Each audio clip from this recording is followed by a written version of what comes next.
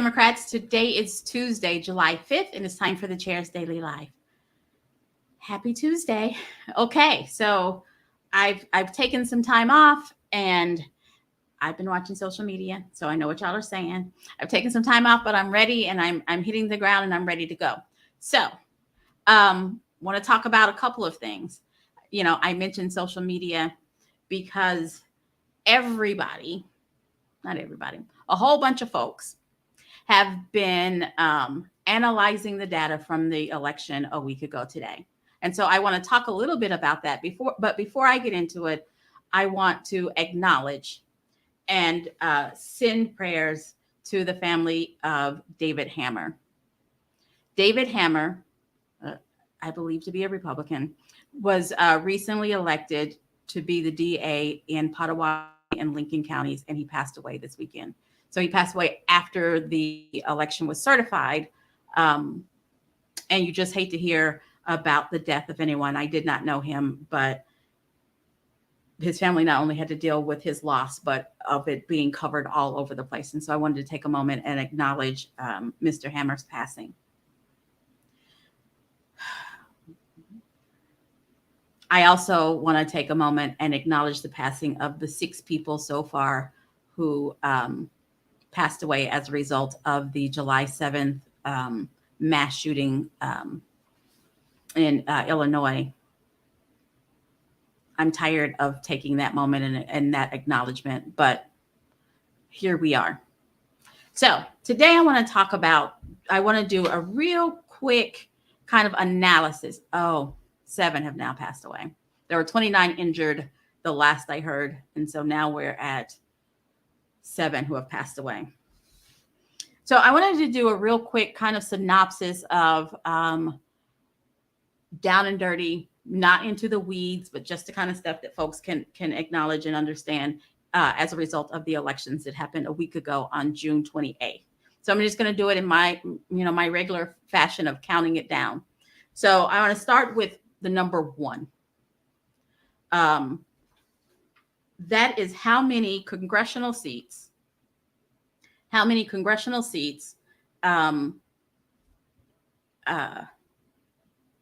are ended up in a runoff as a result of the June 28th election. That's how many congressional seats. And that is Congressional District 2, which is the eastern border of the state. They had a clown car of candidates. I think there were 14 people running on the Republican side for that seat. They whittled it down to 2. And both of those names, I just don't even want to say them because they would both be horrific for Oklahoma. So they have 2 candidates. They're in a runoff. We have a candidate who is a respectable person, who is not a professional politician, and that would be Naomi Andrews running for Congressional District 2. She doesn't know who she's going to be running against. That will be decided on August 23rd. The number 2, that's how many U.S. Senate seats we have on the ballot this year. That is a rarity. It's not something that happens all the time. And I don't know that we are taking that seriously enough. And in one of those races, the race to replace James Langford, we have a runoff. So we have 2 candidates in a runoff for that seat. And those candidates are Madison Horn and Jason Bollinger. Please go out, find out everything that you can about them and support their campaigns. I will tell you that those 2 candidates are everywhere. If there was a parade this weekend, I bet no matter where you are in the state, I bet somebody was there because they are all over the place. Please find out about them, make your choice, learn about them, support them. And there's an election for a Democratic runoff for the eastern border of our state on August 23rd. Jason Bollinger, Madison Horn. All righty. The number 3 stands for the number of Democrats, that Democrat incumbents who decided not to run in the state house this year. It's 3, right? And so that was Representative Colin Walkie in HD 87, who opted not to run this year. Representative Denise Brewer in HD 71 out of Tulsa, who decided not to run. And who was my third? There's another one. Marilyn Bell in HD 45 who decided not to run. We have competent, capable, exciting candidates running, and all of those. In HD 71 is Amanda Swope, former chair of Tulsa County Democratic Party. And HD 45, we have Annie Mins, a political operative who's been on for a while. Most recently, she was the executive assistant for Senator Brooks. And then in 87, we have Ellen Hefner, new as a candidate, but not new on the political scene. So we have competent candidates in those races. The number four is the number of Republican incumbents that were unseated. So let me tell you what this means. This is actual evidence that even voting Republicans are not happy with what is happening in our state, because they are challenging incumbents in droves, not just because they kind of want to run, but they're not happy. They are looking to unseat Republican incumbents because they don't like what's happening. Because that's when you vote out an incumbent, is when you don't like what's happening. And so the big dog of that, the one that everybody that's statewide, was the Attorney General, John O'Connor, who, according to the Bar Association, unethical, incompetent, should not have had the job anyway. He was an appointed Attorney General. I'm not impugning who he is as a person. He might be a very nice person. I don't know him. Wasn't supposed to be in that job. And the Republicans kind of said so because they unseated him. And then the other, I have to give an honorable mention to Wendy Stearman. She is the legislator that carried the hateful bill that said pregnancy start, that the abortion ban is at the beginning of conception. So she did their dirty work and they still voted her out. What does that tell you about what's happening over there? She did their dirty work and they still voted her out. So maybe they weren't so happy with the dirty work. So that's number four. Number five, I just have to take a moment and applaud leadership in action. Number five, that's the number of Central Committee members, state Central Committee members that are on the ballot right now. 5. So it's not just folks who want to see what's going on. It's not the folks on the Central Committee care what's happening in our state so much that they are actually putting their name on the ballot and running. So we have Nana Dankwa, who is running for HD 90. We have Senator George Young, who is an incumbent, but still on the ballot, running for Senate District 48. We have Naomi Andrews, Congressional District 2, Joshua Harris Till, Congressional District 5, and Joy Hoffmeister running for governor. So we have 5 leaders of the State Central Committee, which is our leadership board of the party, who are actually putting their names where their beliefs are. Just want to take a moment and applaud them for that. The next number 7. I just want to make sure you guys understand this. There are exactly 7 weeks until the runoff elections or municipal elections. 7 weeks. We don't have time to chill. We don't have time to relax. We don't have time to wait and see. We need to be working. There are 7 weeks before the next election. 7 weeks. And most of you will have somebody on your ballot. For me, I won't have a statewide, but what I will have is my city council race. City council races will be on the ballot in some districts. So you still will have a ballot. So be looking for your absentee ballot and making that plan.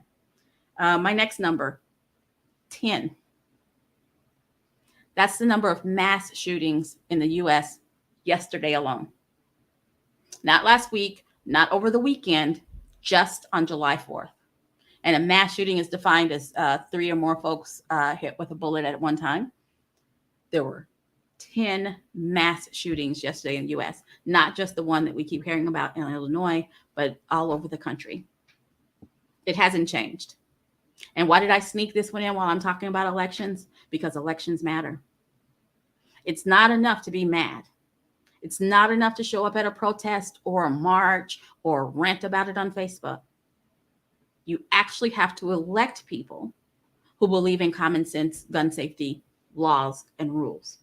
You can say everything you want, but until you elect people who believe what you believe, until you mobilize people to elect the people who believe what you believe, we will continue to have days where we have 10 mass shootings in one day. My next number, 11. That's the number of runoffs as a result of the election last week. 11. We are still very much in flux as a state. 11 runoffs. So you can't just rest. You still have to continue to pay attention because there's an election coming on August 23rd. 18. 18. That's the number of weeks until the general election. Exactly. It's not 18 and some days. Exactly 18 weeks from today is the general election in November. When you boil it down and you say 18 weeks, 126 days, man, it's coming. It is right around the corner, frankly.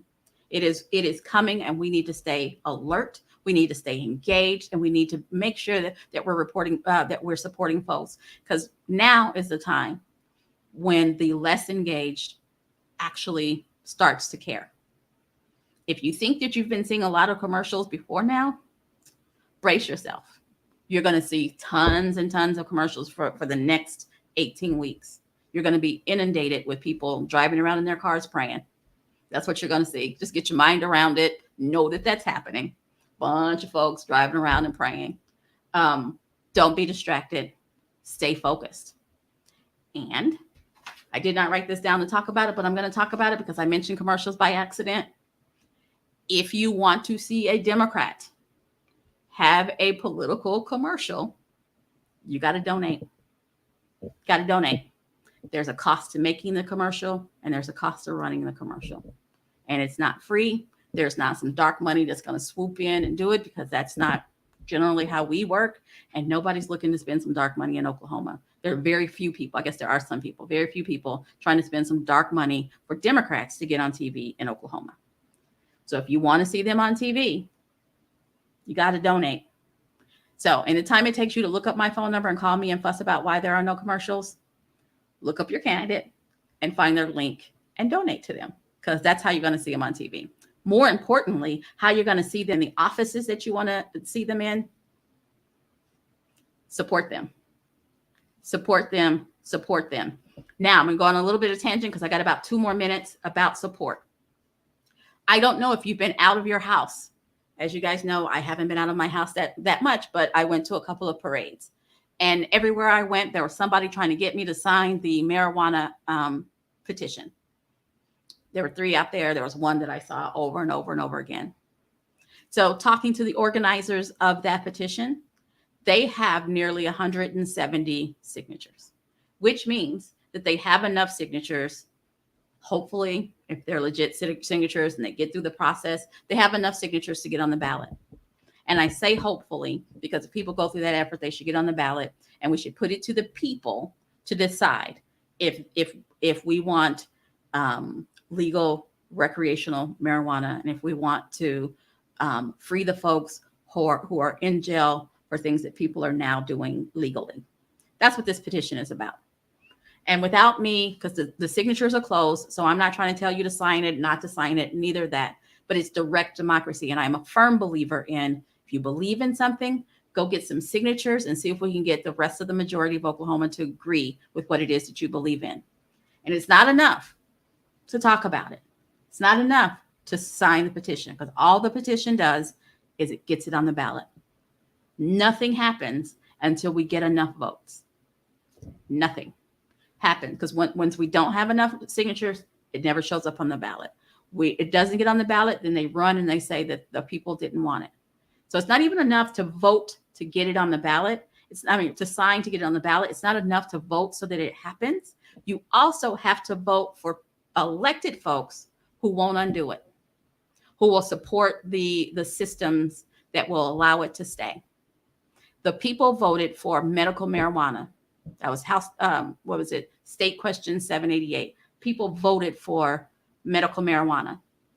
The elected officials, the elected folks that we have right now, are hard at work coming up with bills to undo it, to make it harder. Because the folks voted for that, but didn't vote for folks who supported it.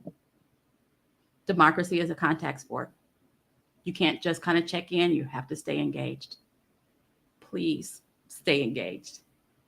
Thanks for joining me. I'll see you tomorrow at 4:15. You guys have a nice evening.